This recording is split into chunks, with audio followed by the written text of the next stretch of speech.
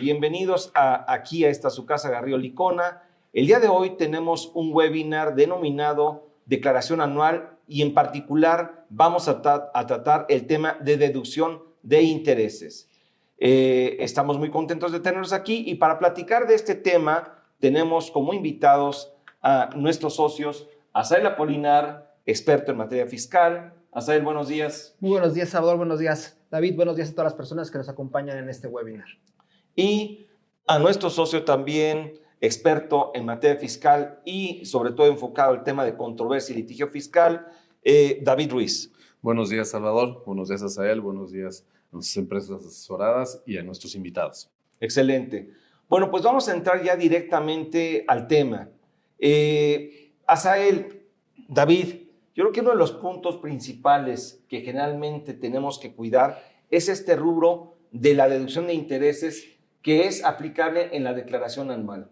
Ahora, muchas empresas, especialistas, obviamente analizan con cuidado este concepto porque hay diversos requisitos, hay diversos puntos que debemos de cumplir para efectos de poder deducir este concepto. Platíquenos, por favor, cuáles son los principales requisitos, porque hay un sinnúmero de requisitos, pero cuáles son los principales puntos que como empresa debemos de estar cuidando para poder aplicar esta deducción de intereses. Asael Apolinar, por favor. Sí, Salvador. El tema de intereses es una de las deducciones que la autoridad fiscal ha ido fiscalizando y poniéndole requisitos de manera histórica. Inclusive hoy día tenemos disposiciones recientes que nos dan nuevos requisitos para hacerlos deducibles.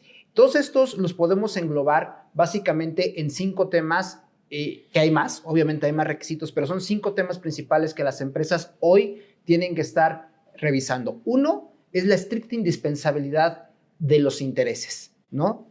2 es si realmente hay una razón de negocios para haber solicitado un préstamo. Pareciera muy obvio, pero la realidad es que muchas veces las empresas a veces solo lo hacen como una mera estrategia y eso puede dar como resultado que la autoridad al final esté negando la deducción de los intereses.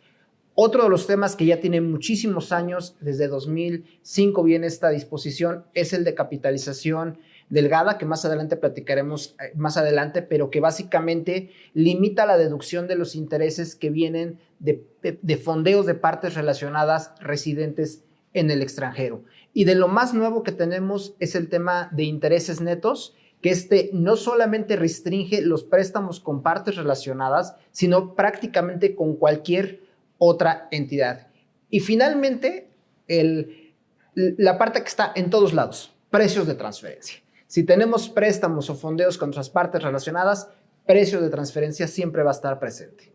Bueno, David, vamos a hablar más a detalle de estos 5 puntos, hablando de que estos requisitos que son estrictamente indispensables, el tema de razón de negocios, la capitalización delgada o capitalización insuficiente, los intereses netos y el tema de precios de transferencia, los vamos a ir abordando a lo largo de este webinar y de esta sesión.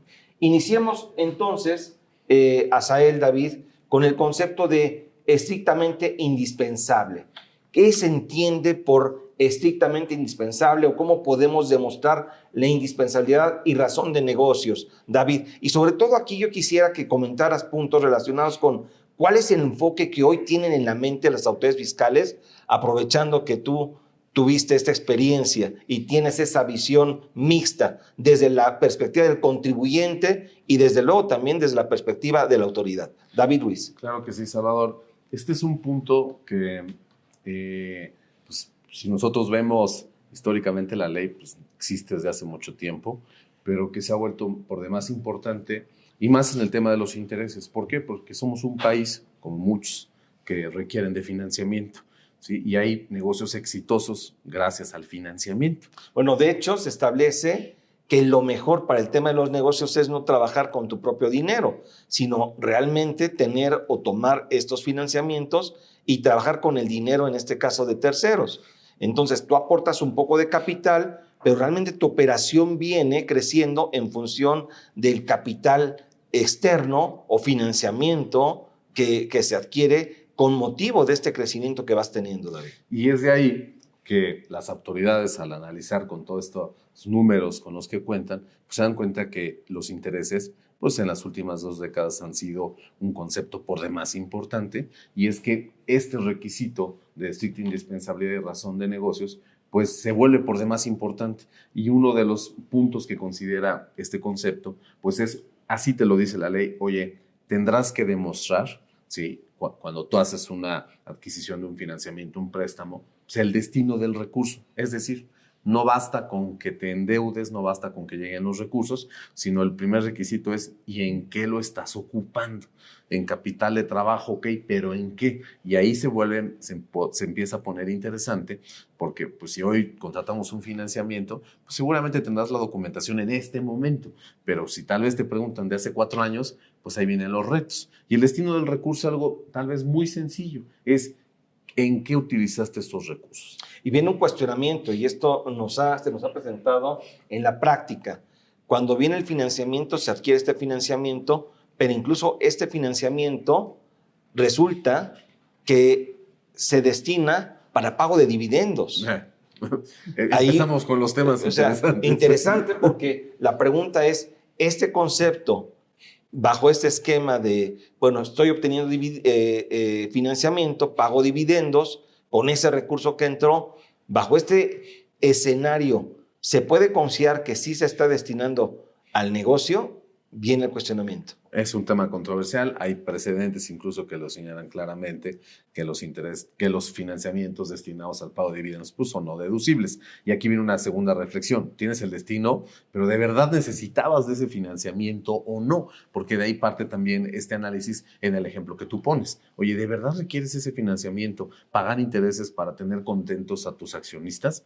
Y bueno, los precedentes nos indican que es un tema de discusión, es un tema controversial, porque seguramente la autoridad fiscal te va a negar la deducibilidad. Y yo creo que ahí viene el reto para las empresas, es la trazabilidad, porque sabemos que una empresa que ya está operando, obviamente está pagando a proveedores para la compra de materia prima, para la prestación de servicios, obviamente como parte de su objeto o como parte de su operación va a estar pagando dividendos o va a hacer un reembolso de capital, y eso se mezcla en todas las operaciones diarias. Entonces, realmente lo que hemos visto que el reto para las empresas es crear una trazabilidad suficiente para mostrarle a la autoridad que el destino del recurso fue dedicado a la operación, por ejemplo, a la compra de materia prima, de productos terminados, y que aunque en ese mismo mes hubo un pago de dividendos, tenía el flujo suficiente en caja para hacer el pago de dichos dividendos.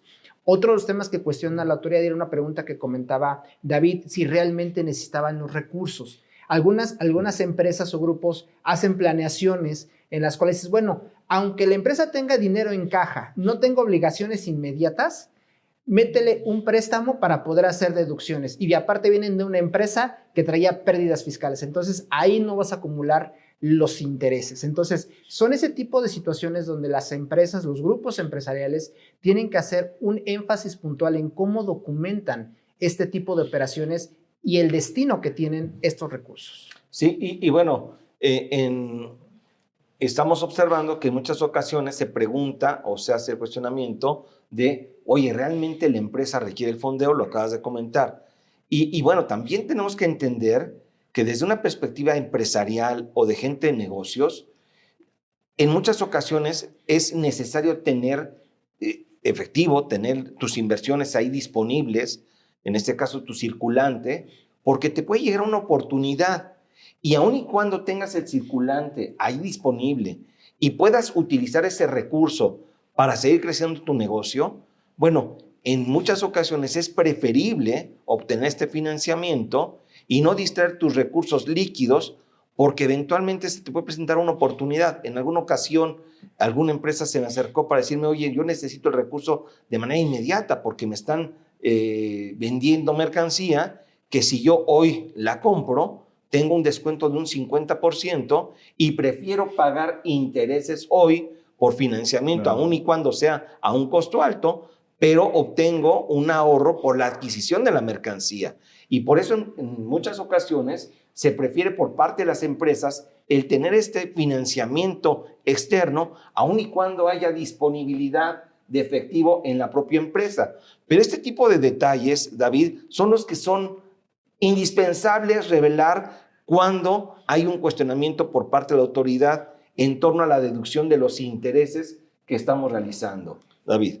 Sí, incluso hay, tomando tu ejemplo, hay empresas que son generadoras de mucho flujo, pero para tener esa cantidad de dinero en el momento para llevar a cabo una inversión fuerte, pues no cuentan con ello. Entonces tienen necesidad de ir a estos financiamientos y obviamente serán financiamientos tal vez no a 10 años, a 15, tal vez a 5 años, pero ahí se justifica finalmente esta necesidad de acudir finalmente a estos financiamientos, ¿no? Y aquí pues finalmente es importante también tener en cuenta que la autoridad pues lo que va a estar viendo siempre es pues más que nunca, y creo que hoy es pues los requisitos son 10 y me los tienes que cumplir. Y esta discusión o esta plática de negocios que tal vez estamos teniendo, bueno, pues hay que encontrar el momento adecuado para hacérselo ver a la autoridad y que no se quede en estos 10 requisitos fríos que muchas veces, pues a veces ni tiempo les da de analizar con detenimiento y tener esta sensibilidad de negocio. Sí, y esto también está vinculado con el tema de materialidad. Ahorita vamos a pasar a comentar el concepto de créditos respaldados, pero me parece que este concepto de materialidad es indispensable reunirlo desde el inicio en el cual se hace una operación de financiamiento, Asael. Es más, yo me iría un paso atrás, el análisis de por qué voy por ese financiamiento. Comentamos varios ejemplos donde una empresa con suficiente cash puede ir a solicitar estos créditos. Otra razón puede ser ir creando su historial crediticio, que es indispensable. ¿Por qué? Creas tu historial crediticio para que en algún bomberazo tengas los recursos necesarios. Si no creas este historial, pues prácticamente vas a ir a estar tocando puertas y tardar meses en que te otorguen un crédito. Entonces, yo me doy un paso atrás. Es primero documentar por qué razón voy a ir a solicitar un crédito y dejarlo perfectamente evidenciado. Y ahora sí, a partir de que recibo el crédito, inclusive evaluar segmentación de cuentas bancarias para decir, a ver, que aquí caiga el crédito y que se vea claramente que de esta cuenta estoy haciendo compra de materia prima, estoy pagando a mis proveedores de servicios y con ello ir creando esta estructura de materialidad y obviamente apoyarte en herramientas tecnológicas. Hoy es indispensable ese apoyo en herramientas tecnológicas que te permitan tener todo el historial, verificar que todos los contratos estén firmados y que con ello vayas creando esta información que cuando llegue la autoridad a tocar tu puerta, lo tengas en un solo lugar y disponible de manera inmediata. Excelente. Les comento a todas las personas que nos están acompañando en este webinar que está abierto el chat y la posibilidad para que planteen sus cuestionamientos, los puntos que ustedes consideren conveniente plantear, en este caso a este foro. Está abierto este chat en donde estaremos recibiendo estos cuestionamientos y estaremos comentando acerca de los mismos, tratando de resolver todas estas dudas e inquietudes que tengan. El chat está abierto, por favor, les agradeceríamos si nos cuestionan en la medida de lo posible. Esto va a fomentar un mayor dinamismo y desde luego el que podamos compartir mayores puntos de relevancia en torno a este concepto de deducción de intereses. Y bueno, ya hablamos de materialidad. Ahora, crédito respaldado. Cuando hablamos de crédito respaldado, el cabello y todas las partes del cuerpo se erizan. ¿Por qué? Porque es un tema álgido.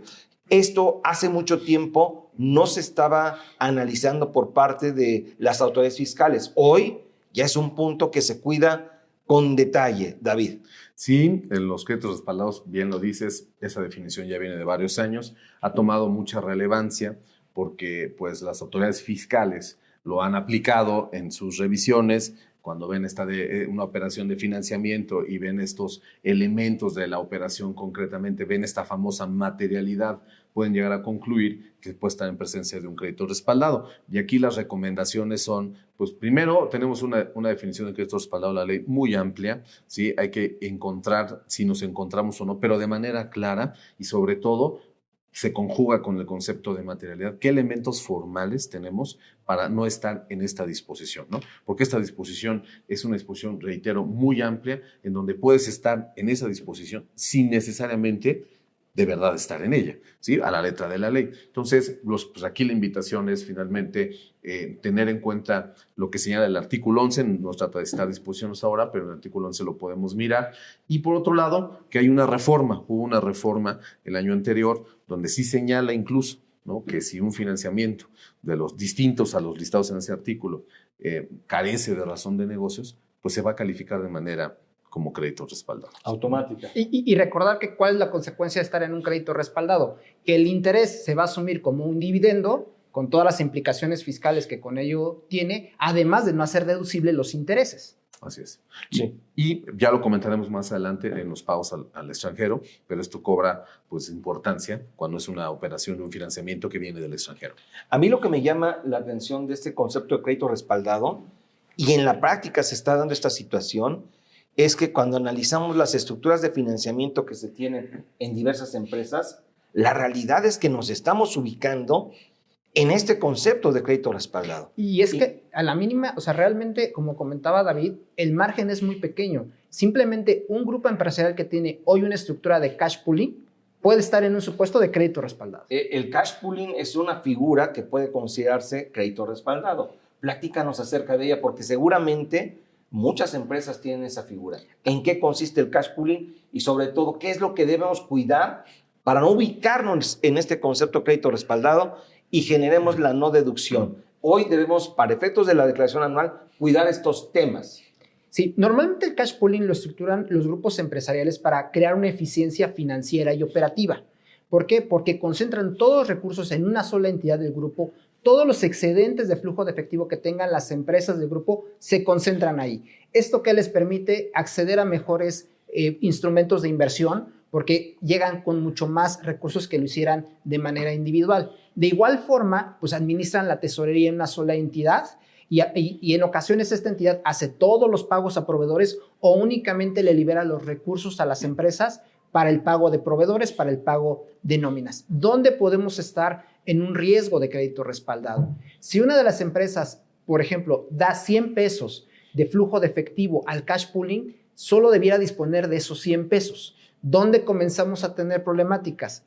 Cuando requiere 120 y toma del cash pooling esos 20 adicionales. Ahí es donde puede estar ya cayendo en una estructura de crédito respaldado, y recordemos que cualquier cosa que parezca financiamiento debe tener un interés de por medio en las reglas de precios de transferencia. Entonces, ahí es donde ya podemos tener el riesgo de que eso se considere como crédito respaldado y eventualmente podemos tener dos faltas. Es que no le cobro intereses, caes en una falta de precios de transferencia. Y si se los cobras, puede ser que esos intereses la autoridad te los tipifique como dividendos y sean adicionalmente no deducibles. Sí, y aquí el punto es que en torno a la definición de crédito respaldado, el financiamiento que una empresa A le dé a una empresa B, si esta empresa B se lo otorga a una empresa C, eso ya califica como crédito respaldado.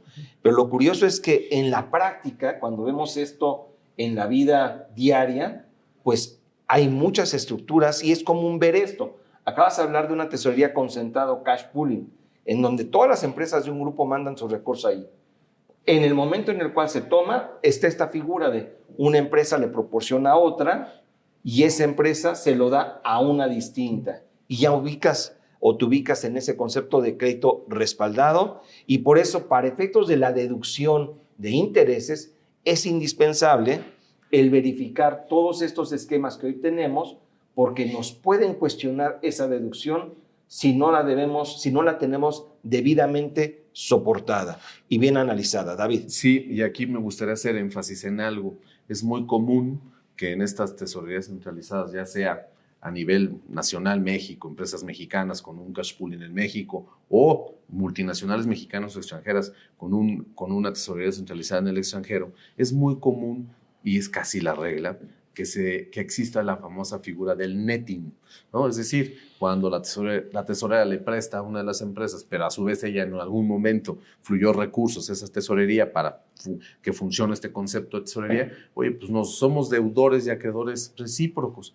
Pues ya no vamos a ver esos flujos de efectivo que pues también nuestros amigos del SAT luego están queriendo ver, sino pues cuánto nos debemos y pagamos la mayor, ¿no? Si yo te salgo debiendo en este ir y venir de recursos, bueno, pues te pagaré el diferencial y viceversa. Y eso debe de estar en tu contrato, debe de estar documentado, y me adelanto un poquito tal vez en el tema del IVA. El tema del IVA estamos teniendo muchas repercusiones porque ha habido una discusión pues, fuerte en que si el netting o no nos alcanza para pagar el IVA y si este es acreditable o no, es otra discusión, pero tener cuidado y documentarlo, porque muchas veces el netting también comprende cuando se compran materias primas, alguien del grupo las paga por nuestra cuenta, esas cuentas se van a esa tesorería y después esa tesorería le dice a la empresa que finalmente llegaron esas mercancías, pues le debes a la otra contraparte, pues hagamos un netting, pero ya estás hablando de deducibilidad, no solo de intereses, sino de las materias primas propiamente. Exacto. Y eso, el tenerlo de manera ordenada, ¿cómo nos cuesta trabajo a las empresas? Sí, ahorita estamos planteando puntos que son casos de la vida real y situaciones que en la práctica, en el día a día, estamos observando dentro de las diversas organizaciones. Y por eso hoy que estamos comentando lo relativo a la declaración anual, el rubro de intereses es fundamental que se cuide. Y estos aspectos de crédito respaldado, de indispensabilidad y razón de negocios, de la materialidad en financiamientos, es algo que en muchas ocasiones lo damos como por hecho que se cumplen, pero la realidad es que en el fondo pudiéramos ahí tener algunas faltas. No es que nosotros queramos asustar, más bien el tema aquí es queremos prevenir, queremos alzar la mano y decirles cuidado, este tema deben de vigilarlo, porque hoy justo los créditos fiscales que la autoridad está determinando vienen por estos conceptos y esta falta de atención en algunos rubros. Esa es la parte que queremos transmitir. Así es. Y bueno, me hacen un cuestionamiento acerca de un crédito respaldado. A ver, definamos qué es un crédito respaldado, grosso modo, porque me parece que este tema, fácil, nos llevamos un webinar para hablar del concepto. Y un webinar de 1 hora no creo que sea suficiente. Es en verdad un concepto muy extenso, complejo y desde luego con muchas situaciones y peculiaridades que habría que analizar. Pero grosso modo, Azael Apolinar, por favor, dinos qué es lo que en términos de la ley se considera un crédito respaldado. Sí, bien lo definiste hace un rato, Salvador. Básicamente es la figura en la cual, en lugar de que un préstamo se haga de manera directa entre dos partes relacionadas, sean nacionales o extranjeras, pones a un intermediario y ese intermediario ni siquiera tiene que ser parte del grupo. Por ejemplo, si una empresa mexicana requiere un préstamo, en lugar de solicitárselo directamente a su casa matriz, se lo solicita a un banco. Pero ese banco, para darle el préstamo, le va a solicitar a su holding, a su casa matriz, que deposite recursos en el banco, que abra una cuenta o una garantía. Y con eso se genera el supuesto de crédito respaldado. ¿Por qué muchos grupos hacen este tipo de situaciones? Por temas de eficientar la tasa de retención, situaciones como esa, pero lo que puede suceder al final es que te lo retipifiquen y te lo califiquen como un dividendo. Sí, exacto. El crédito respaldado, si nos ubicamos en esa figura que en términos generales nos comentaste, hay varias definiciones y varias situaciones que hay que cuidar, pues nos ubicaría en no solamente la no deducción del interés, sino que se tendría que considerar esto como un dividendo y esto sería sujeto del pago de impuestos o en su caso habría que aplicar esta famosa cuenta de utilidad fiscal neta para evitar que hasta el pago. Que hasta ese tema es controvertido. Es controvertido. Pero bueno, ya hablamos de la indispensabilidad y el tema de razón de negocios. Y desde luego dimos algunos comentarios relevantes. Creo que aquí el mensaje es que cualquier financiamiento que obtenga una empresa deberá fundamentarse que es necesario, indispensable para el negocio. Si no lo hacemos, podemos tener riesgo. Y desde luego habrá que cuidar aspectos relacionados con la materialidad, documentar para qué se utilizó este financiamiento, por qué se están pagando los intereses, incluso hasta el tema de CFDIs que vamos a ver más adelante. Pero vamos al siguiente punto relacionado con los requisitos para la deducción de los intereses que impactan la declaración anual. El siguiente punto es el de capitalización delgada. Yo pensé que iba a ser algo más sencillo, pero no. Entramos a un rubro mucho más complejo, que es capitalización delgada o capitalización insuficiente. ¿Quién me ayuda con la definición general de este concepto? Básicamente esta limitante o este requisito de deducción... Nuestra biblioteca Azael Apolinar. Viene desde 2005. Básicamente lo que buscaba era evitar que los grupos, las inversiones del extranjero entraran a través de crédito, que la ganancia se regresara vía intereses, que obviamente eran deducibles para las empresas y la tasa de retención es menor que si lo hicieran con una aportación de capital. ¿Por qué? Si una empresa del extranjero aporta capital a una empresa mexicana, para retornar sus beneficios o sus rendimientos, tiene que pagar dividendos y esos dividendos pagan un impuesto de hasta el 30%. Si lo hacía vía préstamo, pues bueno, los intereses eran deducibles para la empresa mexicana y adicionalmente las tasas de retención son menores que si fueran dividendos, la tasa de impuesto efectivo. Entonces, se construye esta limitante en la cual básicamente, si una empresa del extranjero fondea una parte relacionada mexicana, tenemos que cuidar una proporción, y es decir, que las deudas no sean 3 veces mayores al capital contable de la empresa mexicana. Si se rebasa este límite de 3:1, comienza una limitación en la deducción de los intereses. A grandes rasgos, esta es la forma en que opera esta capitalización delgada. Sí, en términos generales es una regla de apalancamiento. Así es. En términos muy específicos, la autoridad o las disposiciones dicen que tú no puedes tener una deuda mayor a 3 veces tu capital. Así es. Así de sencillo. Así es. Si tú tienes una deuda mayor a 3 veces tu capital, chato, esos intereses que pagues por ese excedente no serían deducibles. Así es. Entonces, te obligan a que siempre estés cuidando trabajar con tu capital. Esto es muy cuestionable.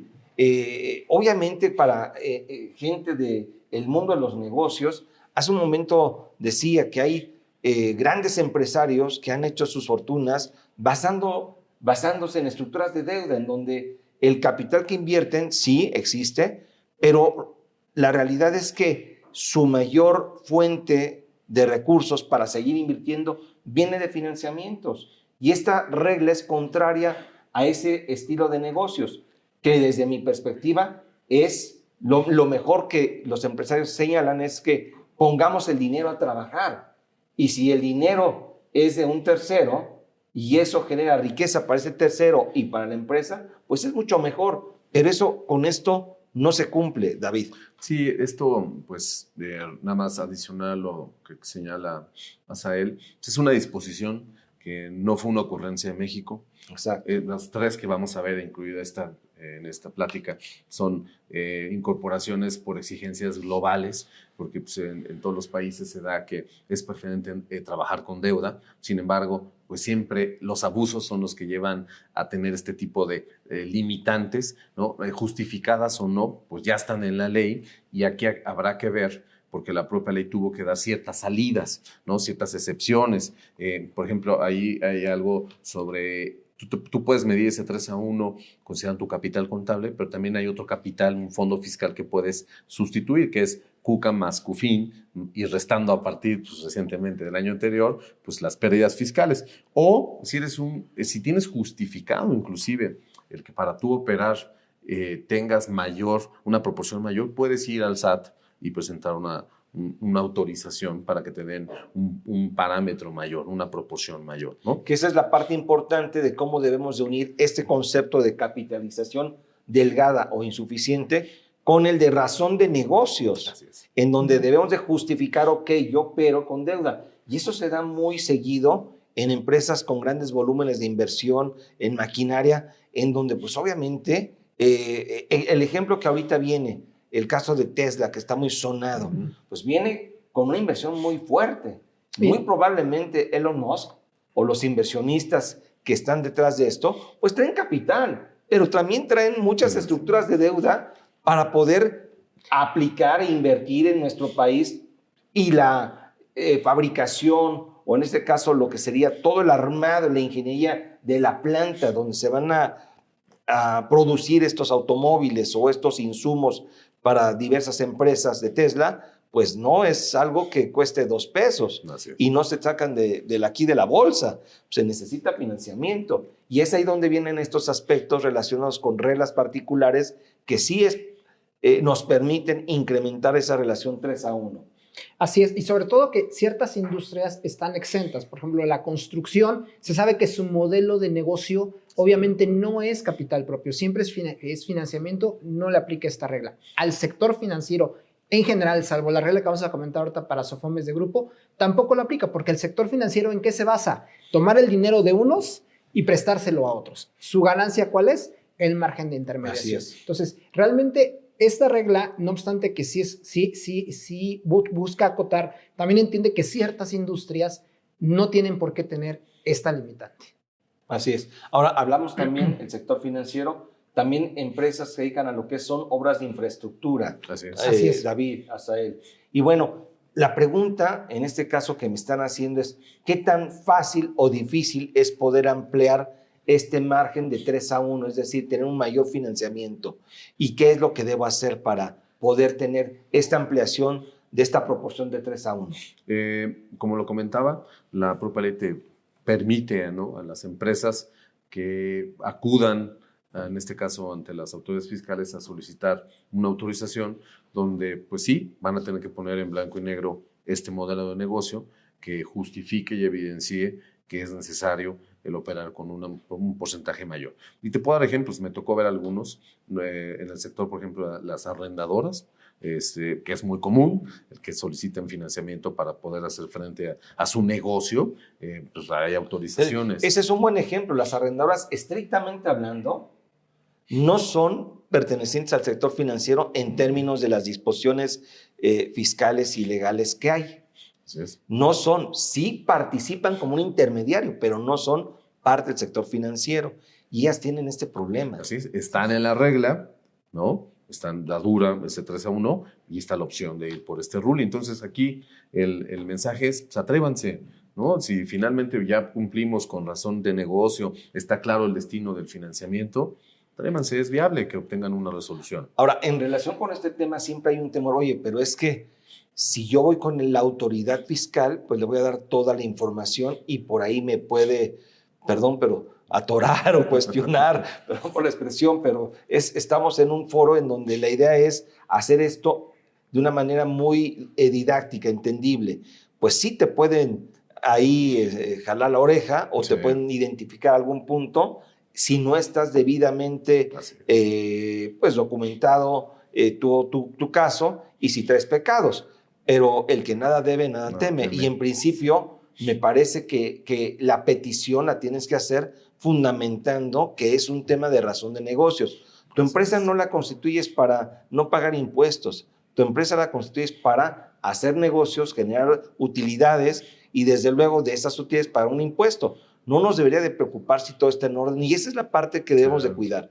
Y yo creo que sí es indispensable que cuando vayamos por esta autorización, sí demos la mayor información de manera completa, porque si nos quedamos parciales, en ocasiones nos ha comentado la autoridad, oye, pues que no te preste, que aporte capital y ya no estás en capitalización delgada. Ah, bueno, hay que informar que la empresa que te va a poner el dinero, tu holding en el extranjero, pues también tiene obligaciones con terceros arriba, ¿no? Inversionistas, gran público inversionista, a la cual tienes que estarle retornando rendimientos, si no te puede causar un problema, pero sí es indispensable explicarlo esto a la autoridad, porque el primer comentario que te da la autoridad es, pues que no te preste, que aporte el capital.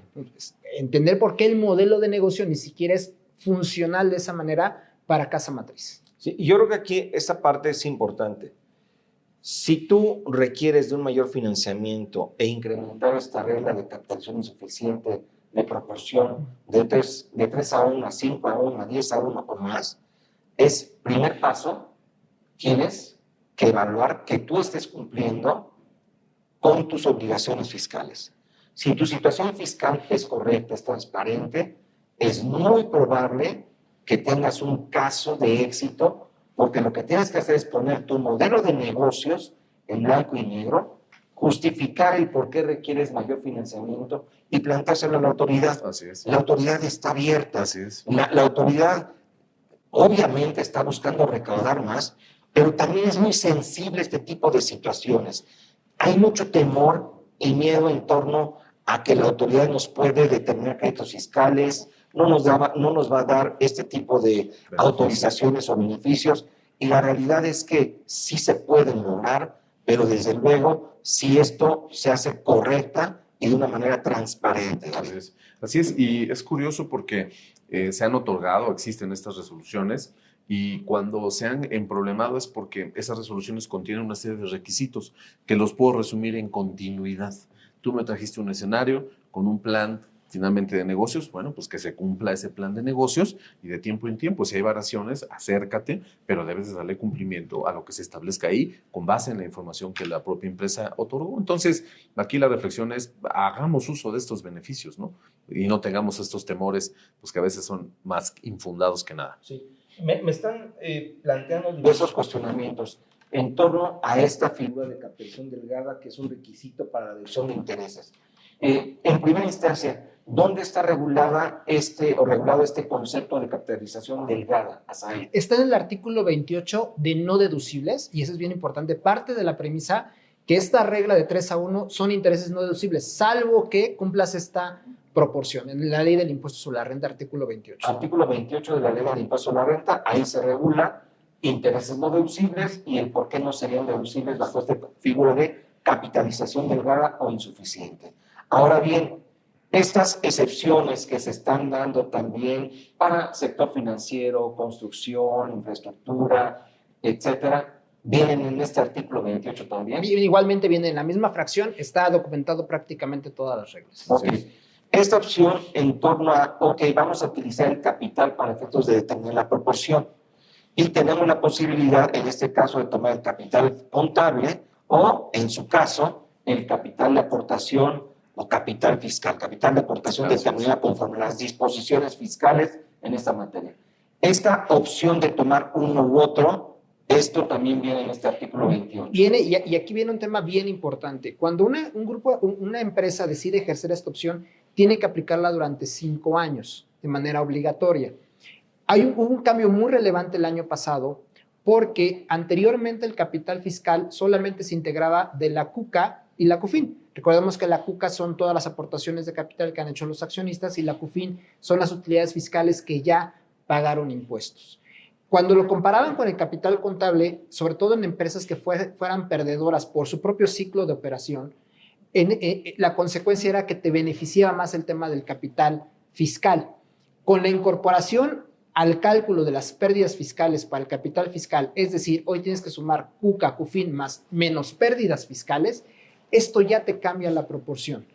Eso quiere decir que empresas que tal vez utilizando esta alternativa en 2020 o 2021 no tenían problemas de capitalización delgada, ojo, 2022 ya pudieran tener problemas de capitalización delgada. Es indispensable volver a analizar ese cálculo. Ese cálculo es cada año religiosamente estarlo analizando. El que te hayas excluido en un año no implica que el año siguiente tengas el mismo beneficio. Sí. Ahora, dentro de estas exclusiones que vienen reguladas en el artículo 28, también aplican exclusiones a empresas del sistema financiero y en particular las SOFOMS. Pero así como te excluyen de esta obligación o requisito a las SOFOMS, hay casos en donde sí debes de cumplir con capitalización insuficiente. Asael. Así es. Lo que la autoridad observó es que desafortunadamente algunos grupos empresariales usaron la SOFOM para poderle dar vuelta a la capitalización delgada. Anteriormente la regla general es que todas las SOFOMs que cumplieran los requisitos que establece la ley del impuesto a la renta no le era aplicable la capitalización delgada. ¿Y qué hicieron? En lugar de fondear directamente de holding, casa matriz a la empresa mexicana, constituyeron una SOFOM. Y entonces casa matriz fondeaba a la SOFOM, y luego la SOFOM fondeaba a las empresas mexicanas. Se utilizaban de vehículo para no cumplir con esta regla. Exactamente. Y entonces, como dicen en las luchas, si te hacen una llave, hay una contrallave. Así es. Y se dio cuenta la autoridad y ahora estableció una restricción en las cuales aquellas SOFOMes que realicen primordialmente operaciones con partes relacionadas, entiéndase, operaciones de crédito, factoraje, arrendamiento financiero, también tendrán que observar la regla de capitalización delgada. Sí. Ok. Salvador, me gustaría añadir 2 comentarios bien importantes, creo yo. Uno es que cuando tú tomas la opción del capital fiscal, las CUCAs, CUFINes y pérdidas, estos 3 conceptos en sí mismos tienen sus retos. La CUCA, su determinación. Exacto, es lo que te iba a decir, para empezar, del determinarlas, porque ahí generalmente hay temas, desde incluso la documentación del capital social. Porque si son empresas muy antañas, pues resulta que no hay ni documentación. Y hoy te piden hasta comprobantes de transferencias Así es. o de cheques Así o de es. pago del capital. Así es. Entonces, ok, sumemos y tomemos el fondo, pero ojo, esa cuca tiene que estar bien determinada con estos criterios que hoy finalmente se están poniendo sobre la mesa en discusiones de revisiones del SAT. CUFIN, lo mismo, aguas con los no deducibles en la determinación de las UFINes de cada uno de los años. Y tres, Sí, y aquí, perdón que te Sí. interrumpa, pero recordemos que en torno a la cuenta de utilidad fiscal neta ha habido reformas a la ley en donde anteriormente se consideraban muchos conceptos y derivado de estos cambios a la ley, la cuenta de utilidad fiscal neta pues se ha habido impactada, por ejemplo, con la incorporación de algunos conceptos como pérdidas fiscales o como efectos negativos que en el cálculo resultaban, que antes no se disminuían, pero ahora sí te dicen disminúyelos. así es. Y si no hay un recálculo, de hecho, te obligan a hacer un recálculo conforme a las disposiciones vigentes, Sí. David. Sí, y eso es precisamente la reflexión que queremos poner aquí. Tengan cuidado con la determinación de estos fondos porque a su vez te van a servir para una excepción de capitalización delgada. Y tres, las pérdidas fiscales. Esas podrán decir muchos, oye, pues es que es al arresto y pues me afecta. Pues de todos modos, las pérdidas fiscales las están cuestionando, ¿no? Ese es por un lado lo que yo quería comentar. Y por otro, en el tema de las reglas de las SOFOMES, pues aquí sí pagaron justos por pecadores, porque hay sectores donde la SOFOMES es indispensable, Cierto. ¿no? Donde tú hiciste una venta de algún bien de consumo y llegan y dicen, bueno, pues sí tengo dinero, bueno, pues yo te financio, ¿no? Entonces se cumplía ese objetivo principal de la SOFOM, que era pues permitir más el acceso a los créditos, pero con estas nuevas reglas pues nos vienen a limitar de manera drástica a estas empresas pues su modelo de negocio. Así es. Bueno, me están preguntando ya en varias ocasiones, y bueno, en el transcurso de la plática vamos a comentarlo, pero lo voy a adelantar. Me preguntan, oye, ¿qué sucede? Si los intereses no son deducibles, ¿qué sucede con la deuda para efectos del ajuste anual por inflación? Aquí sí es muy clara la disposición, a contrario de lo que vamos a comentar en intereses netos, pero aquí sí es muy claro.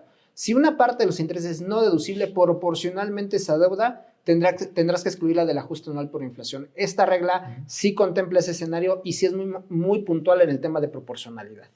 Sí, que son de los puntos que, bueno, tienes un impacto negativo por la no deducción, pero la propia ley te dice, ok, voy a ser relativamente equitativo y te permito la exclusión de este concepto de las deudas. Habrá que cuidar, obviamente, que aquí nos ha tocado observar, ok, ¿cuál es el monto de la deuda que dio origen excluyente y que dio el origen al pago de intereses? No incluyas deudas que no corresponden a esos intereses que no son deducibles o que están excediendo. Y realmente ese es el reto para las empresas, porque la regla es muy clara. Sácalos en la proporción de y los que corresponden a sus intereses. Pero el cálculo es global. O sea, el cálculo no lo haces por fondeo. Entonces, el determinar cuál es el monto que tienes que excluir del ajuste anual por inflación es el verdadero reto para las empresas. Como decía Cantinflas, ahí está el detalle, Chato. Sí.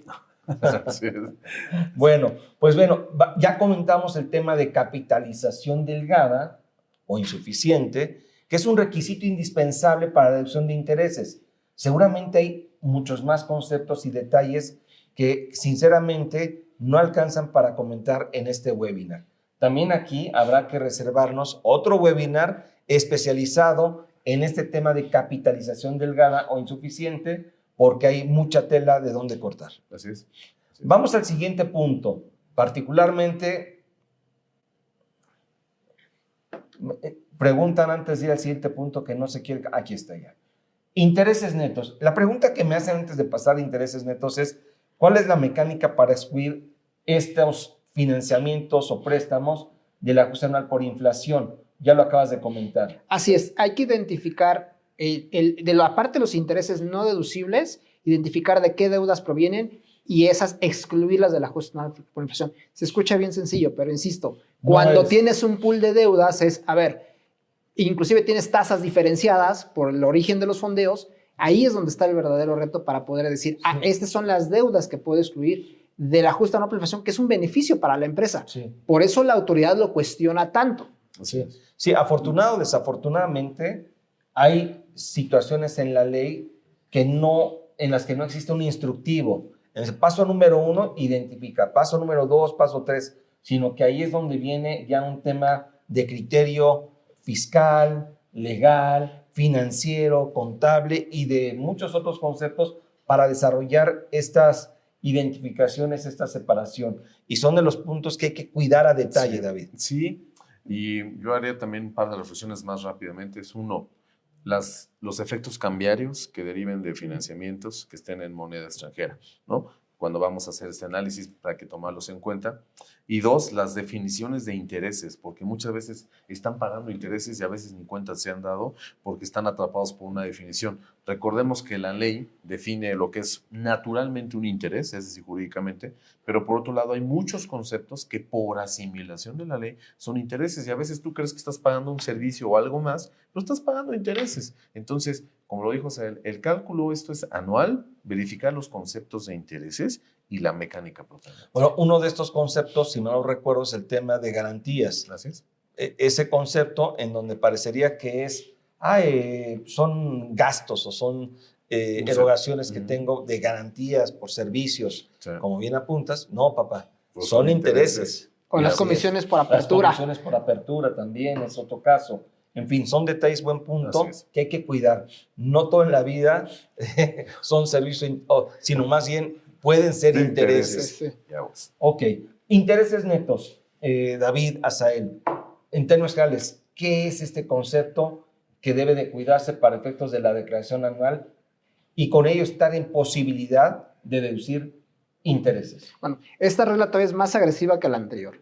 Ok. Porque aquí te puede limitar la deducción de intereses no solamente de partes relacionadas residentes en el extranjero, de partes relacionadas residentes en México o de terceros residentes en México o en el extranjero. Tan sencillo como que la empresa requiere fondeo para comprar materia prima, va a un banco nacional para obtener un crédito, se lo dan. Los intereses de ese crédito están sujetos a esta regla de intereses netos y la consecuencia puede ser que una parte de esos intereses sea no deducible. Básicamente, ¿en qué consiste esta regla? Hay que hacer un cálculo fiscal, hay que partir de la utilidad fiscal del ejercicio, adicionarle lo que llamamos las deducciones de inversiones, que son activos fijos, cargos diferidos y gastos diferidos, gastos de periodo preoperativo y los intereses a cargo del ejercicio.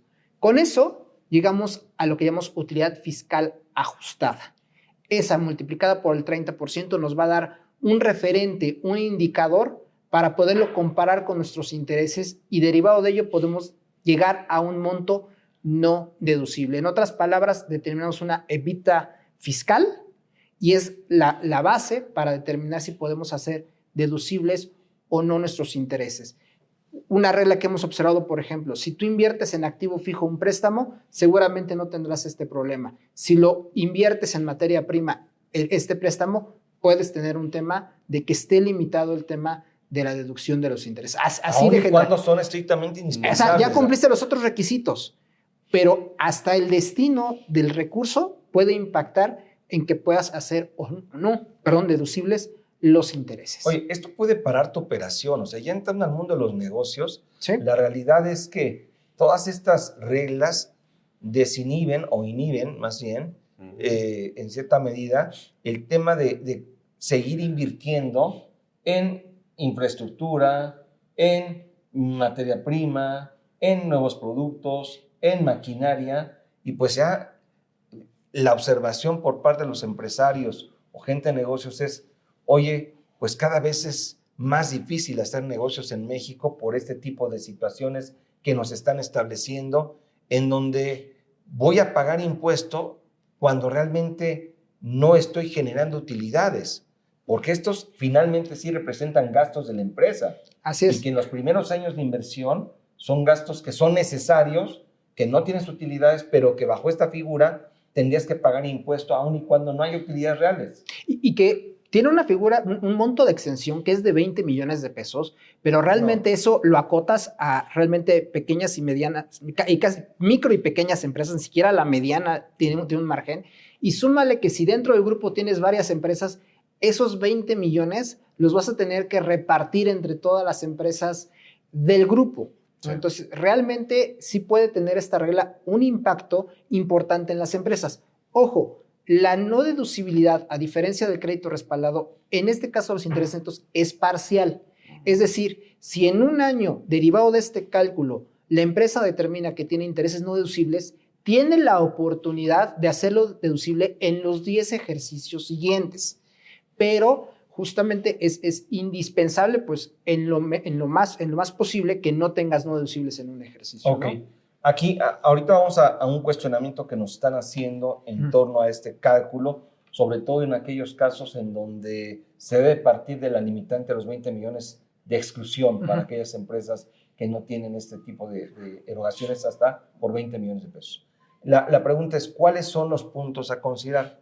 Además de estos que estás comentando, el tema de ganancias y pérdidas cambiarias y el cálculo de intereses netos consolidados. ¿Qué es esto? Mira, esta regla, al ser nueva, todavía tiene muchas dudas. Realmente lo que hizo el legislador fue tomar elementos de la acción BEPS, que está basada en esto. O sea, esto es un tema internacional, no fue algo creado exclusivamente en México, sino es una tropicalización de lo que la OCDE ha establecido como medidas para evitar la erosión fiscal. Y en ese sentido, habla de ganancias o pérdidas cambiarias que tienen que, cuáles sí y cuáles no tienen que formar parte del cálculo. El problema es que es muy ambiguo. Habla del concepto de instrumento. Todos aquellos instrumentos que generen rendimientos y que sean en moneda extranjera, pues tendrán que ser también objeto de este cálculo, de esta limitante.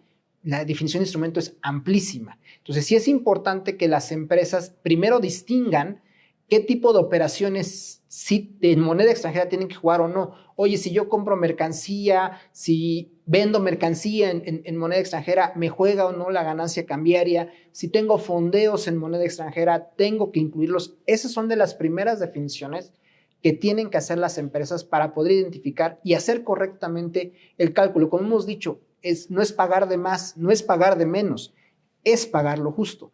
Y si no te asesoras, puedes estar en un supuesto donde estés pagando de más impuesto.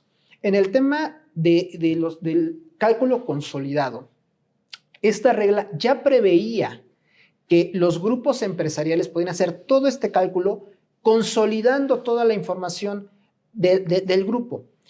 La regla decía particularmente que la autoridad fiscal tenía que emitir reglas de carácter general para poder aplicar esta alternativa.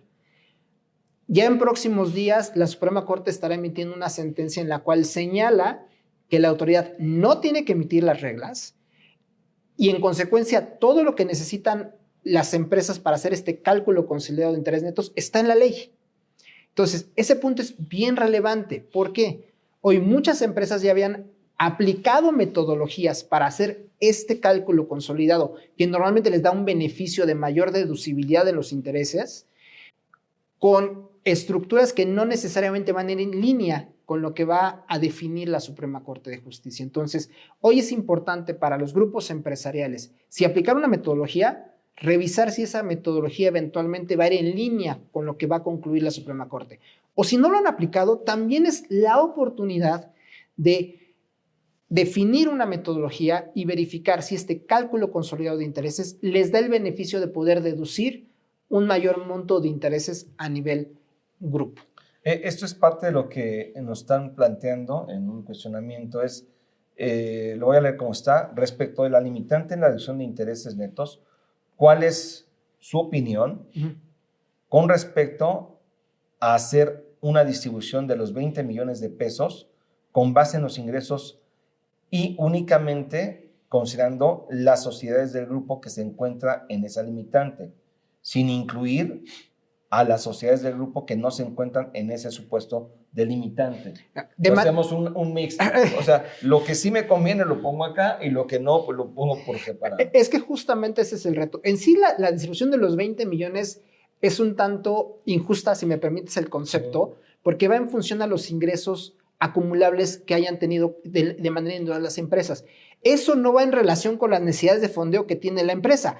La empresa que tiene más ingresos acumulables probablemente ya no requiere o requiere un interés mínimo y le vas a dar todo el beneficio de la exención a la que apenas está iniciando operaciones, tiene pocos ingresos y es la que más fondeo necesita. De entrada ya hay un tema controvertido. El segundo es, y el reto para los grupos empresariales es definir en qué situaciones no puede sumar a esta limitante. Puede haber unos temas claros como las OFOMES. o las empresas del sector financiero. Pues están excluidas por definición. Ok, va para fuera de esta distribución. Pero, ¿qué pasa con aquellas empresas que tienen MIF positivos, o sea, mayores intereses a cargo intereses a favor que intereses a cargo? ¿Qué pasa con aquellas empresas que no tienen ni intereses a cargo ni intereses a favor? Ese tipo de situaciones no están perfectamente reguladas y sí es indispensable que las empresas se asesoren para determinar, primero, hacer esta segregación y ahora sí, ya con una segregación bien definida, hacer la repartición de los 20 millones. Fíjate, Salvador, que aquí una reflexión es importante, no perderla de vista. Ya vimos que empezamos a ver los requisitos, ¿no? Y empiezan a subir de nivel los requisitos, porque ya pasamos por el sitio de indispensabilidad, razón de negocios, aguas con los créditos respaldados, ya pasamos por capitalización delgada, pero no era suficiente. No era suficiente. El mundo se pone de acuerdo y dicen vamos por intereses netos. Entonces, ¿qué tenemos hoy en la ley? Un poco lo que está señalando Asael es una norma que no es clara. ¿Y qué pasa cuando las normas no son claras? Pues se abren posibilidades. Y esto es una norma de temporalidad. Tenemos 10 años y eso nos lleva a que un resultado de un año no sea el mismo que el siguiente. Entonces hay que estar muy pendientes. Y estas famosas reglas que nunca nos dieron a conocer, pues todavía abre la posibilidad de administrar un poco más la aplicación de esta disposición. Entonces salieron con una norma pues, fuerte, porque es una norma que dice... Pero imperfecta también. Pues sí, con muchas áreas de imprecisión, por no decir oportunidad. ¿Ok? Entonces, no han empezado a fiscalizar esto, van a empezar, estamos del 20 para acá, pero es momento de sí tener muy en claro que hay un área de oportunidad aquí. Y algo importante, Asael, creo que hay una prelación entre los intereses netos y la capitalización delegada, porque parecía ser que si capitalización delegada me agarró un monto y todavía hago otro cálculo de intereses netos y todavía me agarra una cantidad menor, ¿qué hacer en esos casos? O sea, así de complejo están las disposiciones, ¿no? Pero también se abren áreas de oportunidad. Entonces, esto es como cuando tú quieres pedir permiso para salir y resulta que te ponen diversos requisitos y ya pasaste el 1, el 2 y el 3, pero ya el cuarto ya no mejor llega. Ya no voy, mejor ya, mi esposa, ya mejor me quedo aquí en la casa. Otro día. Entonces aquí, pues estas situaciones son las que tenemos que considerar o evaluar cómo plantear Así todo es. para que te den permiso a salir. Así es. Esto es poner todo en perspectiva para ver cómo sí aplicar la deducción de los intereses. Esa es la parte. Sobre todo para no tener una doble afectación. Son dos reglas que inclusive la propia disposición dice que pueden convivir entre sí. Hay que cuidar que no tengas una doble afectación por tener dos cálculos por separado. Sí, nos están preguntando y probablemente, a ver, concreto, ¿cómo sugieren ustedes hacer este cálculo consolidado? Para determinar, en este caso, la limitante por grupo y por otro lado, en este caso, ¿podemos incluir o incluimos a las que no entran en la limitante o no? O sea, te están diciendo, a ver, ¿cuál es tu postura ya? Sí, mi postura, desde mi perspectiva, es no podemos basarnos, por ejemplo, en la consolidación de normas de información financiera, definitivamente no, a la luz de la sentencia, de cómo va a venir la sentencia, porque a diferencia de otros casos en donde la propia Corte ha dicho, bueno, pero te puedes basar en las normas de información financiera para ciertos conceptos. Aquí, en este caso, el borrador de la Suprema Corte está señalando que todo está en las normas fiscales. No nos podemos basar tampoco en la consolidación fiscal. ¿Por qué? Porque la consolidación fiscal los últimos 20 años tenía 3 versiones distintas y ya ni existe, ¿no? Pero ya ni siquiera como interpretación histórica de la norma, ya ni eso podríamos decir, oye, pues es que una me conviene, la otra no. Eran porcentajes distintos de consolidación. Creo que hoy en la legislación fiscal tenemos una norma que es muy similar, que es el famoso régimen de integración de grupos empresariales, que tenemos que observar esa forma de sumar conceptos, pero con las limitantes que me da la propia fracción que habla de los intereses netos. ¿Qué tipo de empresas sí puedo meter? ¿Qué otro tipo de empresas no puedo meter? De manera general, tenemos que ser consistentes. Si a una empresa, por ejemplo, una SOFOM no le aplica ninguna de las dos reglas, ni siquiera la del régimen de integración y la del régimen de intereses netos, pues esa no podrá estar ahí en ese cálculo. Pero insisto, así como en la distribución de los 20 millones puede haber muchos criterios, también en el tema de cómo consolidar esto. Definitivamente nuestro criterio es basarnos exclusivamente en normas fiscales para poder determinar cuál sería el efecto de manera consolidada. Y yo creo que, en realidad una respuesta concreta y definitiva sobre este punto es muy complejo determinarla o darla. Yo creo que aquí tenemos que hacer un análisis caso por caso. Así es. Y esto es como en cualquier situación en donde tienes un dolor. Probablemente puede ser el estómago o puede ser algo distinto.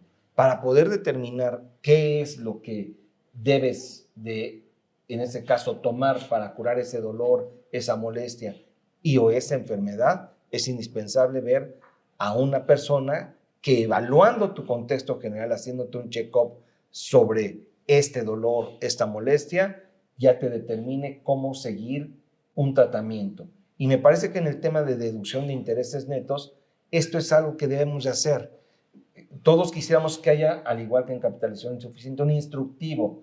Paso número 1, toma los créditos. Paso número 2, identifica los intereses. Paso número 3, determina el número de las empresas que están del grupo, etcétera, etcétera, etcétera. Pero la realidad es que no lo hay. Entonces es ahí donde viene un tema de criterio fiscal, evaluación, conocimiento y todos estos aspectos, incluido el tema de experiencia, para definir lo que consideramos o se estime más cercano a lo que está buscando la disposición, porque hoy es imperfecta totalmente. Sí, y bien lo dices, es caso por caso, porque tal vez una primera lectura te convenga en un primer año, pero en el segundo año cambien las circunstancias y ya no te pueda convenir, o te pueda resultar pues, algo muy, pero muy ilógico. Que inclusive la propia regla te da la facilidad de no estar un periodo obligatorio como con el tema de la capitalización delgada, ¿no? Donde, oye, aquí puede ejercer la alternativa, ¿no? De un año o a otro. Hasta eso tienes que analizar como grupo cuál puede ser el impacto en las empresas. Pues ok, pues ya hablamos de intereses netos, que es un requisito o uno de los puntos y un cálculo que tenemos que realizar para efectos de la deducción de los intereses. Vamos a otro tema que también es relevante. Y ese tema está hablando también de los efectos de la CUFIN, acreditamiento de IVA, exclusión en este caso del ajustable por inflación y la actualización, también referidos a intereses netos. Asael. Sí, sobre todo una vez que una empresa determina que tiene intereses no deducibles, igualmente la norma no es tan clara qué va a pasar con ciertas situaciones satélite.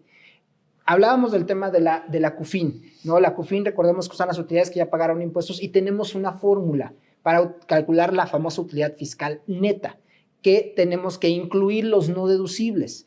Estos no deducibles, la norma general excluye a conceptos que son no deducibles temporales, como son las provisiones y las reservas, pero no excluye de manera explícita estos intereses no deducibles de los intereses derivados de los intereses netos. Ahí es bien importante el hacer ese análisis, porque si no lo hacemos podemos correr el riesgo de como empresa impactar 2 veces a la CUFIN. ¿Y eso en qué nos va a afectar? En que reducimos el monto de dividendos que pueden ser pagados a los accionistas y que no son sujetos de impuesto corporativo. Por eso tenemos que hacer ese análisis. La otra gran controversia es el tema del IVA acreditable.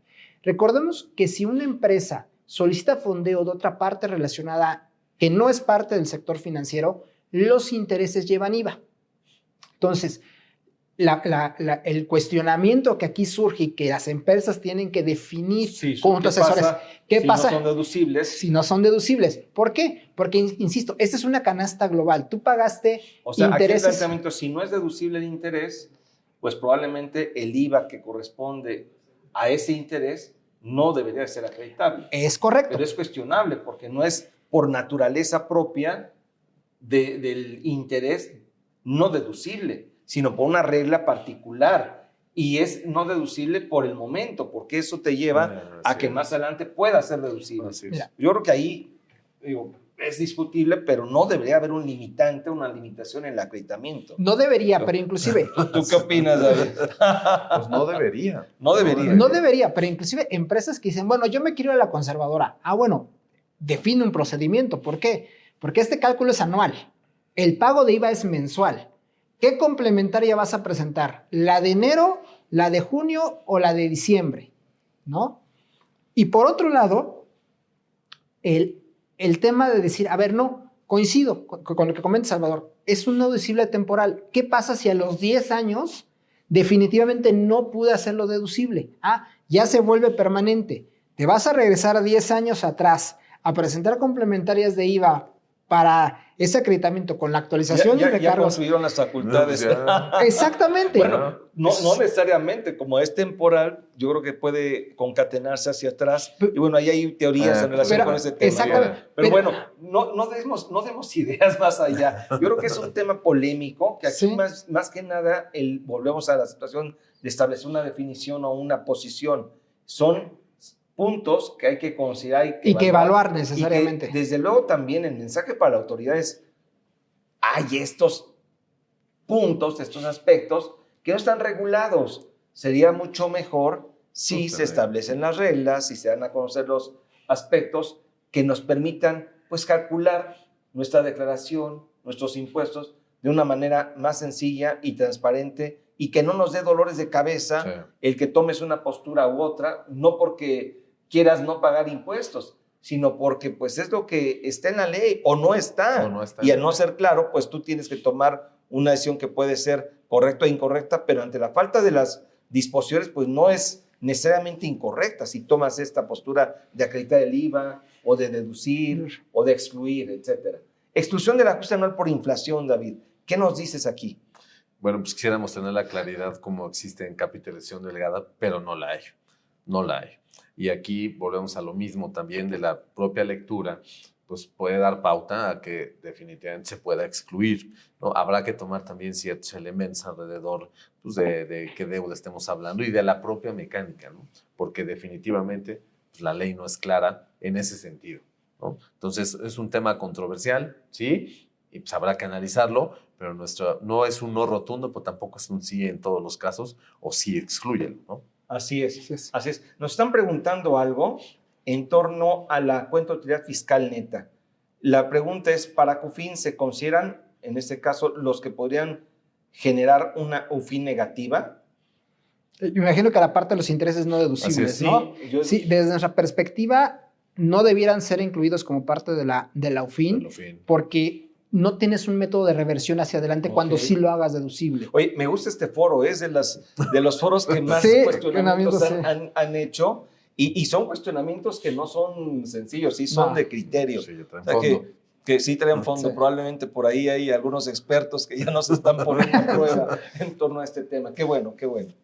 Bueno, entonces, en este caso, ¿tú qué opinas? O sea, la conclusión es, para efectos de los no deducibles, no deberían jugar parte de los no deducibles dentro del cálculo de la UFIN. Que también es una postura, es un criterio, porque finalmente es no deducible. Yo también coincido contigo en que no deben incorporarse. Los no deducibles deben ser los que por definición están en la propia ley, en el texto, pero bueno, son criterios que pueden, en este caso, pues, ser sujetos a discusión, ¿no? Sí, y sobre todo por la temporalidad que hay, ¿no? Que esa es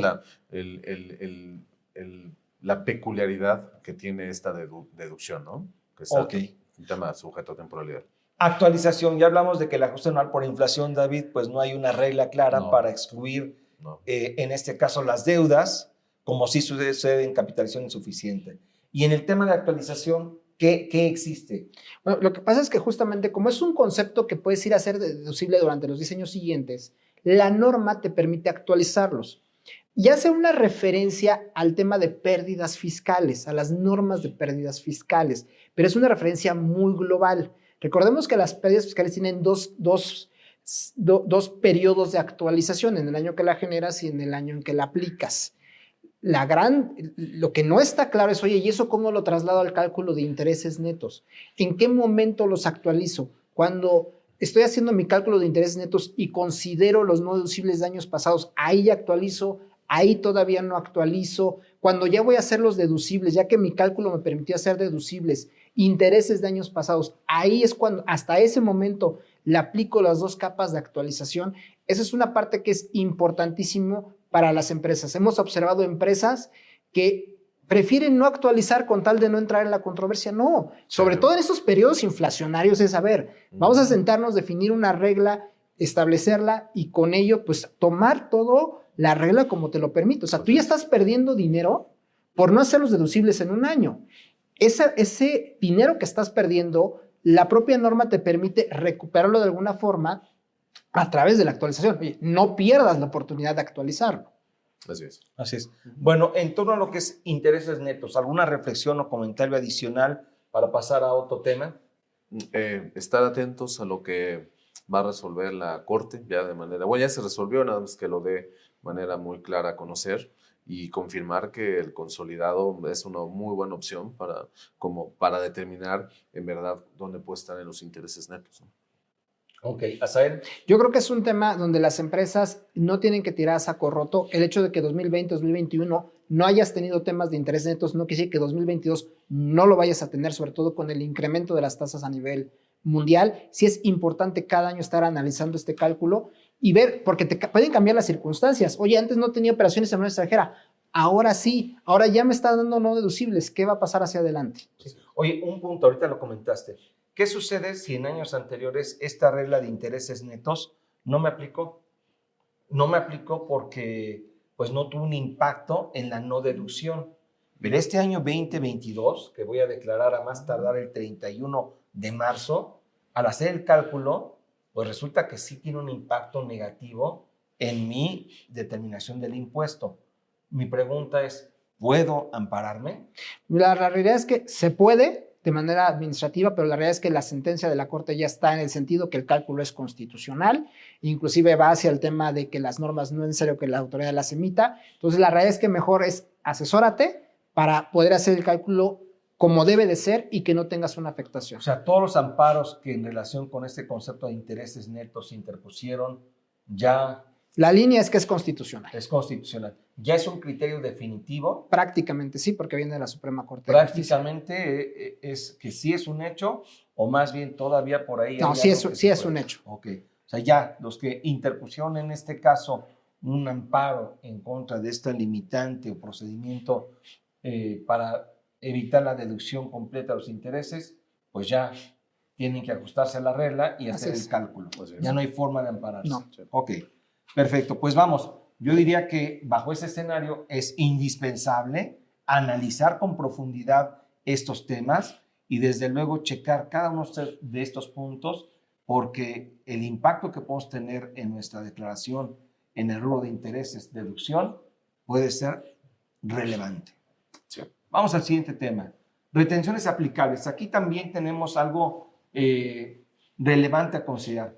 Obvio, si no se hace la retención de impuestos correctamente, pues tenemos una no deducción, David. Sí, es un tema que ya debiéramos de haber superado, porque pues, no es de ahorita, este sí ya viene de muchos años atrás, pero seguimos encontrando problemas de cumplimiento, ¿no? El cumplimiento muy serio y desafortunadamente, pues cuando están en un proceso de fiscalizaciones donde todo el mundo se preocupa, se voltea y quiere obtener la información que requiere pues, para poder sustentar las retenciones fueron debidamente, ¿no? Y voy a platicar brevemente el de pagos a residencia en el extranjero.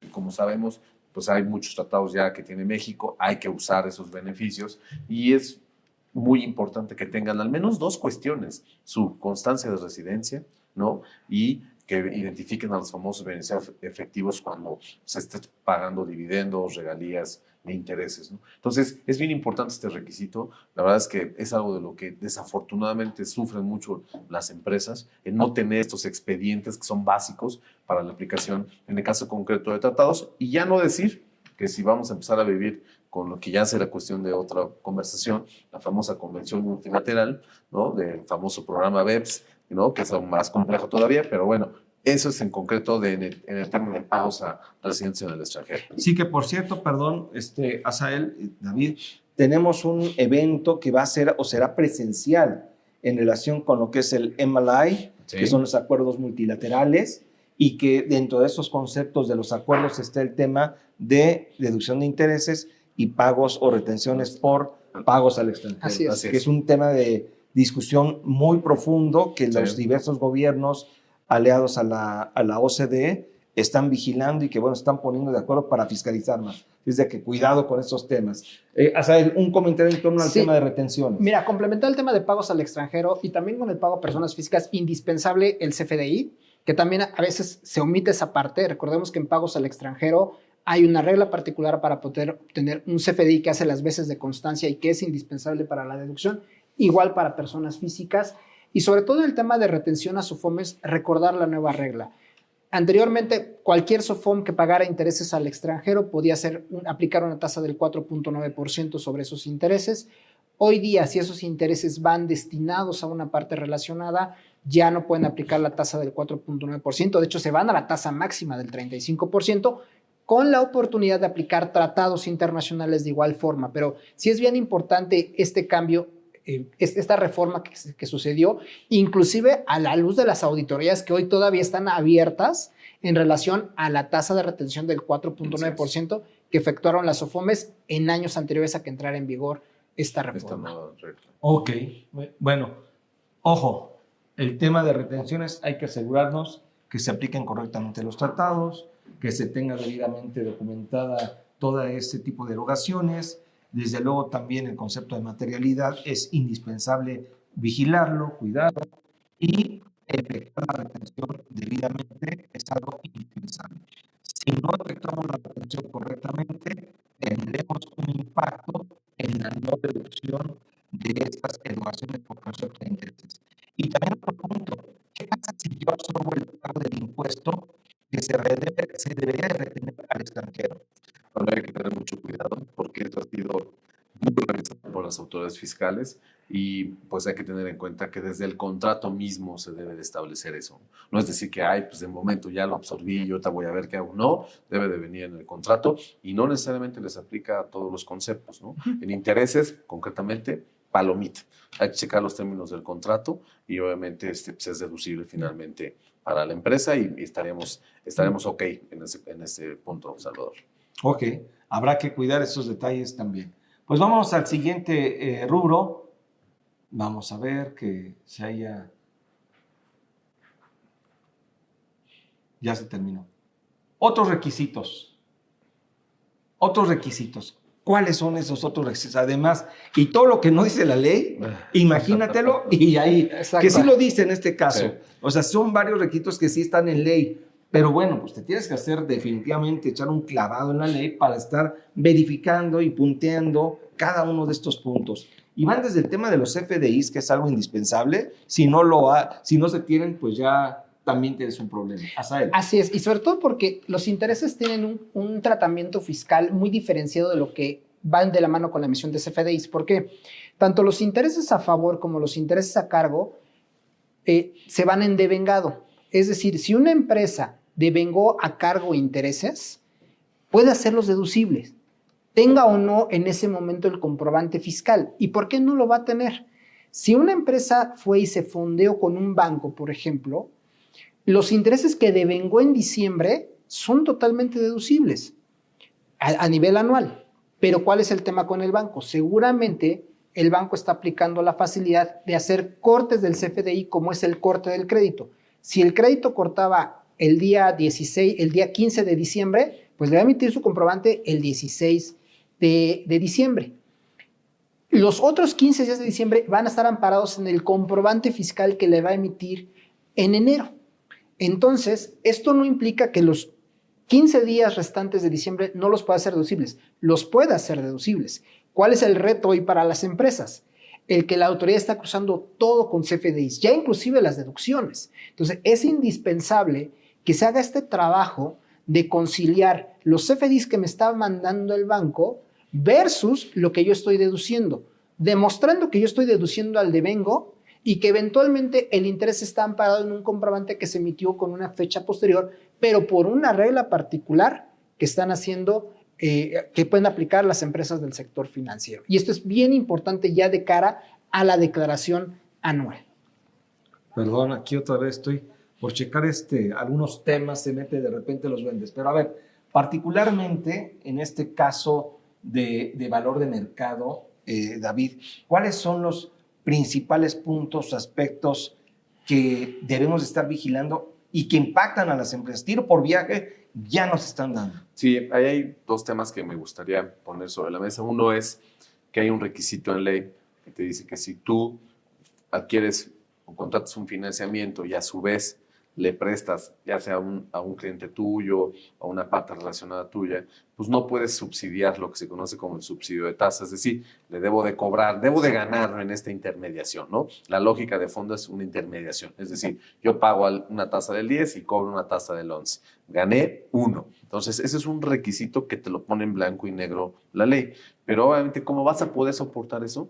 Pues con un estudio de precios de transferencia, ¿no? El estudio de precios de transferencia pues considerará todos estos elementos del contrato, quién es el prestamista, a quién se le está finalmente financiando, quién es el que está financiando finalmente, garantías que finalmente están en esta operación de financiamiento, el destino finalmente de los recursos, que son cuestiones que hablamos, así empezamos la plática, ¿no? Entonces, mucha de la respuesta está en los mismos contratos, en las mismas operaciones, porque el banco o las instituciones que te prestan, pues te piden esos requisitos. Bueno, pues eso hay que tenerlos, ¿no? Sí. Ahora, algo que también es importante, David, porque me ha tocado verlo, oye, es que ¿por qué me están cuestionando el valor de los intereses? Es decir, mi precio de transferencia, la tasa de interés que estoy considerando.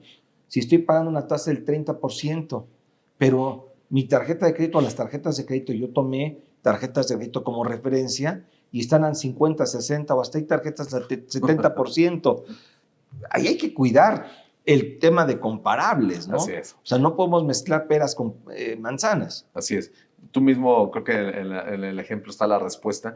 No es lo mismo el acceder a una tarjeta de crédito que pues, los destinos, ya pones empresarial, pues, las tasas son distintas a la realidad de una empresa en particular, ¿no? Que tiene necesidades muy particulares y, ojo, muchas veces existen empresas nuevas que de repente llegan y ¡pum!, las endeudan, ¿no? Entonces, ya hoy la materia de precios de transferencia va más allá y dice, oye, ¿quién te prestaría a una nueva empresa que no tiene un historial crediticio? ¿Quién te prestaría? No, pues nadie. Ah, pero entonces estás garantizando con tu parte relacionada. Entonces, ¿esos recursos a dónde van a parar? Ah, no, bueno, pues ahí es el frontis, pero finalmente terminar en una parte relacionada. Aguas con tu crédito respaldado, ¿no? Entonces, todos estos elementos deben estar en un estudio de precios de transferencia. Y ojo, mucho se discutió también si en operaciones nacionales aplicaban los estudios de precios. Pues sí, señores, ya nos pusieron en la ley que pues hay que aplicar. Bueno, eso siempre ha estado. Pues estaba en duda. Había que documentarlo.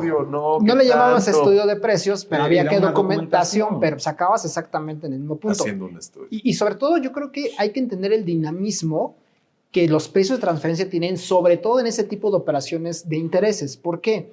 Porque hoy día estamos viendo un tema donde las tasas están a la alza, van a estar fluctuando durante seguramente los siguientes 3, 4 años, y entonces eso nos tiene que poner una alarma de que las operaciones que tengamos con nuestras partes relacionadas de fondeo tienen que tener estructuras similares a las que nos daría un banco. ¿Y a qué me refiero? Oye, vamos a estar revisando la tasa cada cierto periodo de tiempo, perfecto, que así se incluya en el contrato, ¿no? Oye, es una tasa variable, perfecto, porque nos hemos llegado a encontrar casos de no, yo puse una tasa fija hace 3 años y me la tienes que respetar. Ojo, un banco no te hubiera dado esas facilidades en ciertos tipos de crédito, tal vez en el hipotecario sí, pero es otro mercado y de igual forma. Entonces, si una empresa tiene ciertas condiciones que antes estaban de mercado y hoy no, la autoridad te va a cuestionar la deducibilidad de los intereses. Así es. Exacto. Y bueno, perdón, David. Sí, y aquí se vuelve importante algo, lo que ya comentamos hace rato.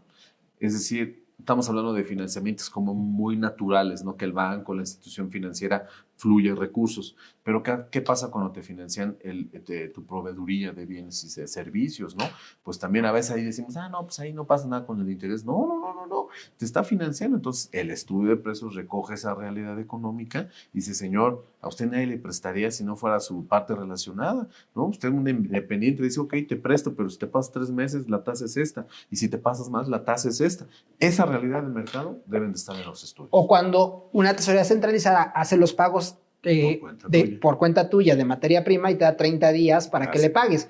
Eso es un fondeo. Entonces, ahí son los temas donde la autoridad fiscal está poniendo muy énfasis. O sea, no lo ve tan plano como el préstamo directo, sino todo el contexto de tu operación. Fíjate que algo que es importante considerar en el tema de precios de transferencia son los cambios en lo que son las tasas de interés. Hemos tenido un impacto relevante porque las diversas dependencias gubernamentales de los diversos países, llámese Banxico o la Reserva Federal en Estados Unidos u otros, han incrementado las tasas de referencia de los intereses. Y esto obviamente nos lleva a estar vigilando y cuidando las tasas de interés que tenemos pactadas en las operaciones con partes relacionadas. ¿qué sucede si eventualmente en el pasado tuvimos tasas de interés relativamente acordes a la circunstancia de la economía, con una tasa de interés que sí es de precios o valores de mercado, observa las reglas de precios de transferencia, pero hoy ante la pandemia, la guerra, la posible recesión, etcétera, pues esta tasa de interés que incluso ya se pactó de manera fija, pues ya no es de mercado. Así es. Ahí, ¿qué sucede? ¿Los intereses no serían deducibles o hay una explicación que se puede dar para decir, oye, si es de mercado porque había unas circunstancias distintas que hoy obviamente no existen, pero que al pactarse en el pasado debe de prevalecer esa circunstancia el día de hoy? Sí, eso es lo que finalmente la materia de precios analiza, las condiciones del financiamiento, ¿no? Y no podemos hacer a un lado pues, todos estos elementos que pueden ser pues, incluso ajenos a la propia empresa, ¿no? Pero que están finalmente teniendo presión en estas tasas de interés. Entonces, pues, no porque tengas un contrato de hace 10 años, quiere decir que tu tasa es la correcta. No, señores, vamos a las condiciones de ese financiamiento y eso va a hacer que reveles el efectivamente valor de mercado de los intereses. Sí, porque algo que también sucede en la vida diaria empresarial es, no me preocupo, cada año tengo mi estudio de precios de transferencia. ¿Cuál es la duda? Y la duda es si ese estudio de precios de transferencia realmente se está llevando a cabo considerando cada año todas las variantes. Y ahí nos hemos encontrado con que prácticamente en algunos casos es un copy-paste de lo que viene siendo el estudio de hace 1 año, 2 años, 3 años o más. Así es. Y no se ha actualizado. Y ahí es donde pueden determinarnos créditos fiscales porque justo no estamos llevando a cabo una determinación real y correcta de los valores de mercado. Adecuado. En fin, también ese es otro tema que podemos abordar ampliamente en otro webinar. Ahí invitar a nuestro socio Javier Eduardo Baños para efectos de platicar con mayor profundidad este punto. Bueno, CFDI, ya habíamos comentado, no basta solamente con todo lo que dice la ley, pero además debemos de tener el CFDI, que ya no es papel, pero sí es un comprobante electrónico. Asael. Así es, y sobre todo conciliarlo, porque platicamos hace un momento, no necesariamente está amarrado o ligado directamente el monto que puedes deducir con el comprobante fiscal. Entonces es importantísimo tenerlo, también tener los CFDIs cuando haces pagos al extranjero, pagos a personas físicas, emitir el CFDI correspondiente, porque si no cumples con este check, la autoridad fiscal probablemente diga, bueno, está bien, cumpliste con todo, no hay comprobante fiscal, se para la discusión, es no deducible el interés. Sí, y hay reglas particulares para la emisión de los CFDIs, de los complementos de pago. Y algo que observamos en alguna ocasión era empresas que otorgaban financiamientos a su propio personal, en este caso, en donde están acuerdos con financieras que sí cobran intereses. La pregunta es, ¿quién debe de emitir el CFDI? ¿La empresa financiera? Ahí esos detalles hay que cuidarlos. Hay que cuidarlos porque eventualmente, cuidar el tema de subsidio de tasas, que ese es importantísimo, que lo podemos ver en temas sobre todo de empresas con sindicatos, en los cuales pues haces el subsidio, y eso te lleva a la consecuencia de que sea no deducible el interés. 2, sí distinguir muy bien cuando tú como empresa eres un cobrador, si me permites el concepto de, mi acuerdo con el banco es yo retener o con la institución financiera es yo retener el monto, pero yo no soy el que estoy cobrando el interés. Ahí sí diferenciar muy bien, porque la institución financiera es la que tiene que generar el comprobante fiscal correspondiente, ¿no? Así es. Pero bueno, aquí el tema es que sí chequemos que haya CFDIs emitidos y que se haga una conciliación de los mismos contra la base del Servicio de Administración Tributaria. ¿Ok? Bueno, pues estamos llegando prácticamente al final. Desde luego hay muchos requisitos adicionales a los que hemos venido comentando, pero pues obvio el tiempo no nos alcanza y me parece que ya nos pasamos en una media hora nada más, o sea, no 50% más de lo debido, pero bueno, pues reflexiones finales. En este caso, David Ruiz, socio de Garrido Licona, Controversia y Litigio Fiscal. Claro que sí, están a buen momento para que su declaración anual en el tema de los intereses se vaya en las mejores condiciones. Ya platicamos aspectos importantes, entonces pues a darle una revisada y no asumir que pues, estos cálculos de años anteriores son los buenos, ¿no? Hay que hacer el cálculo 2022 y presentar en lo mejor su declaración anual. Azael Apolinar. Vea de manera integral esta deducción de intereses, es decir, no solamente se vea la parte de impuestos a la renta, sino también el tema de precios de transferencia, si los contratos están debidamente soportados, están actualizados, o sea, sí hacer esta revisión de manera anual, que todos los requisitos, todo lo que envuelve un contrato de intereses esté al día y en orden. Sí, y bueno, pues aquí mi mensaje es, si realmente quieres proteger a tu empresa y quieres optimizar recursos, ayudarla a generar mayores utilidades, es indispensable que cuides todos estos aspectos que tarde o temprano pueden impactar tu negocio. Cuida el tema de deducción de intereses, asegúrate de cumplir con todos estos requisitos y desde luego confirma, en este caso, que los mismos se hayan aplicado, se hayan observado y si tienes duda, asesórate. Estamos en Garrido Licona, los invitamos a los diversos webinars. El próximo marzo, en el mes de marzo, el 2 de marzo, vamos a tener el webinar denominado Dictamen Fiscal, en donde hablaremos de diversos conceptos que hoy en día debemos de estar ya considerando para efectos de la presentación de este dictamen fiscal, que se deben de revelar aspectos relevantes. Y bueno, pues nuestro socio Ricardo Lechuga y especialistas en esta materia estarán compartiendo algunos puntos y comentarios que seguramente les serán de utilidad. También los invitamos a nuestro programa Hoy, en este caso, sin duda, #asesórate por El Heraldo Radio 98.5 FM en la Ciudad de México y también en cadena nacional. Se transmite también por Facebook Live y por, obviamente, la aplicación de El Heraldo Radio. Hoy a las 9 de la noche nos acompañará José Miguel de Dios, quien es el director del mercado de derivados, el MEXDER, y que nos hablará justo de lo que es este mercado de derivados, su importancia, su relevancia y algunos aspectos que serán de utilidad e interés para ustedes. Y bueno, cualquier tema que requieran en relación con este webinar o con algún otro punto de carácter fiscal, legal, financiero y de negocios en general, pues con todo gusto los podemos apoyar. En este caso, Azael Apolinar, socio del área de legal fiscal y desde luego de consultoría fiscal. En este caso, David Ruiz, que también está en el área legal fiscal, controversia y litigio fiscal. Y su servidor Salvador Garrido, que aquí estoy como moderador en ese tipo de eventos y de negocios. Con toda confianza me pueden contactar directamente en mi correo electrónico o incluso muchos de ustedes ya tienen mi celular o mi WhatsApp. Por cualquier medio, háblenos, estamos para servirles. Muchísimas gracias y hasta la próxima. Hasta luego. Hasta luego.